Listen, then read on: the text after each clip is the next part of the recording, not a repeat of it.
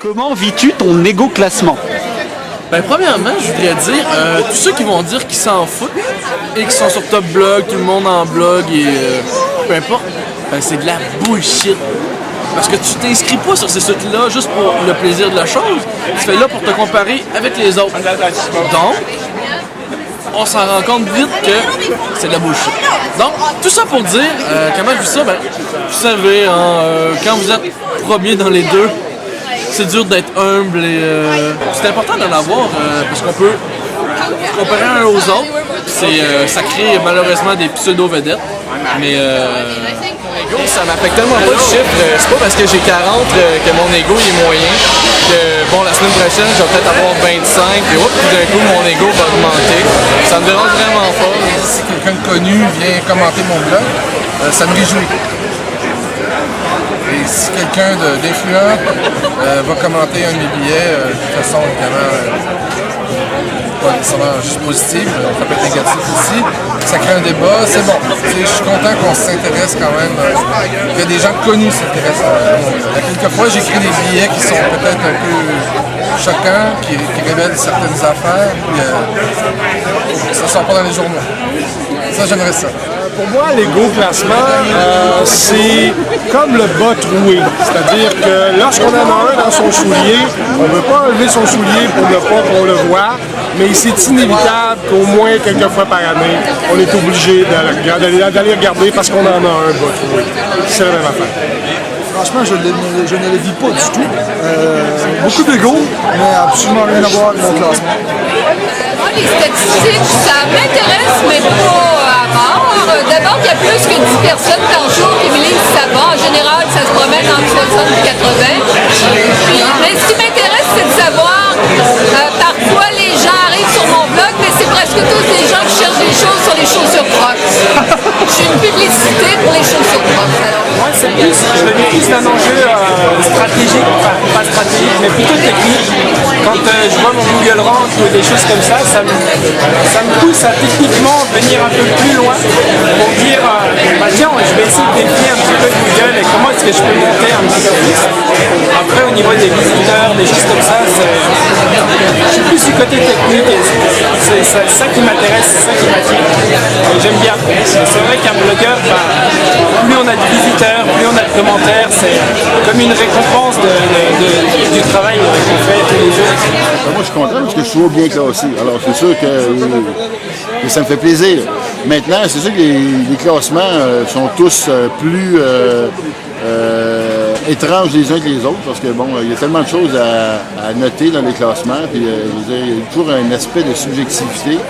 Puis, ne serait-ce que dans le groupe que tu mentionnes, déjà, il y a de la subjectivité qui va être mise. Tu sais, si on prend le dernier classement d'InfoPresse, par exemple, d'avoir mêlé les anglos et les franco, en partant, c'est déjà très subjectif. Moi, j'aurais déjà au moins divisé ça au niveau linguistique. Parce qu'évidemment, si on parle en Amérique, par exemple, d'avoir 300 millions de lecteurs anglo versus 6 millions de franco, on s'entend qu'il y a un petit désavantage franco. Il fait de faire le même classement avec le même nombre de gens à Montréal, déjà, c'est très subjectif. Maintenant, regarde, je veux dire, le classement, c'est la réalité de la vie. Il va toujours y avoir de la compétition, puis ça représente une certaine compétition. Quand on est gagnant, on est heureux. Quand on est perdant, on trouve que c'est de la merde. Puis des fois, quand on est gagnant aussi, on trouve que c'est de la merde. Mais quand tu es gagnant et que tu trouves que c'est de la merde, tu ne dis pas trop fort parce que, évidemment, tu veux être encore là dans le prochain. Alors, c'est un mal nécessaire. Et c'est un mal nécessaire qui va toujours faire de la polémique, mais c'est la nature même des classements. Alors, c'est ce que je pense de mon égo classement et des classements en général. Moi, j'ai commencé mon blog récemment, donc ça me permet, moi, pourquoi j'ai un blog, je dis souvent c'est thérapeutique, ça permet d'exprimer mes états d'âme. Probablement que oui, ça fait appel à l'ego, parce que je sais que je vais être lu à quelque part, et qu'on va recevoir mon émotion. C'est ce qui est possible pour moi d'utiliser un blog. À quelque part, oui, j'exprime un peu mon ego à travers mon blog. Sérieusement, j'ai trouvé que c'est la pire merde parce que je me sens comme si j'étais au secondaire avec ce classement-là. T'as les gens populaires, plus ils sont hauts, plus ils sont populaires, plus ils sont in. T'as les gens qui sont comme ou moyens ou bas. Puis on s'en chie comparé à ceux qui sont comme dans les tops, comme Jean-Luc, comme... Ouais, c'est vrai comme Jean-Luc. D'abord, je ne me préoccupe pas du tout des gros classements. Je vois pas l'intérêt. Parce que d'abord, un blog, c'est une façon, oui, de rencontrer des gens, puis c'est des façons de recréer une tribu. Des gens qui sont semblables, qui aiment ce que tu fais et que tu aimes par conséquent ce qu'ils font. Alors, être classé, le but, c'est pas de rechercher le plus grand nombre possible de lecteurs, mais de rechercher les bons lecteurs. Alors, à quoi ça sert de se comparer à?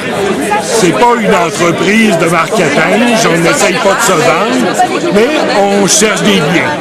C'est pour ça que les gros classements, c'est intéressant. Ça fait longtemps que je me suis fait une raison. Ça fait très longtemps que je me suis fait une raison que je n'ai jamais dépassé les 50 dans les bons jours.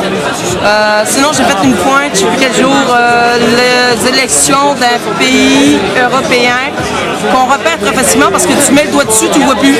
La France, merci. Donc, c'était la France et là c'est vrai que j'ai vu mes statistiques exploser.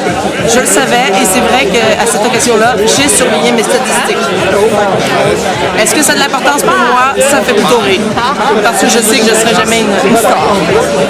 C'est ça que je regarde ça de temps en temps, pour voir si les biais que j'ai pris sont lus et puis s'il y a une espèce de feedback, une espèce de conversation.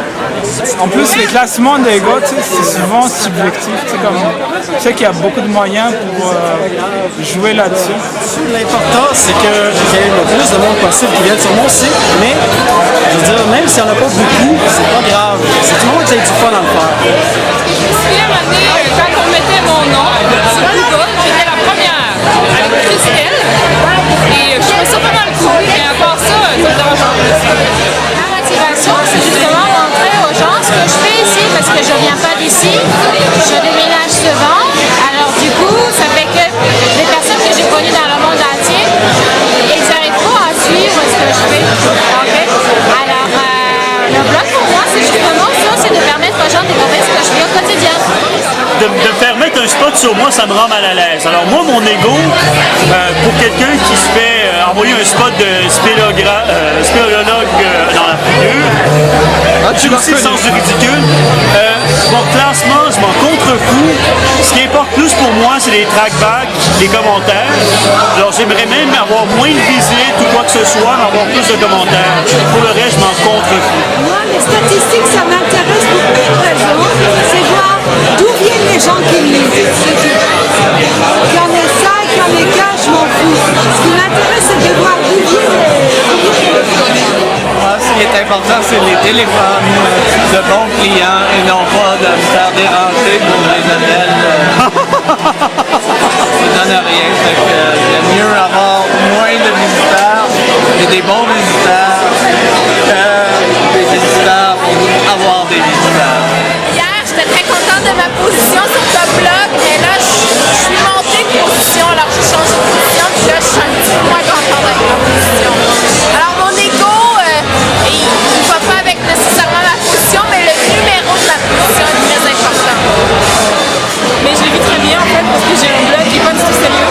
C'est un blog où je fais des tests, où j'écris mes humeurs du jour, où je colle des liens que je trouve drôles, c'est tout.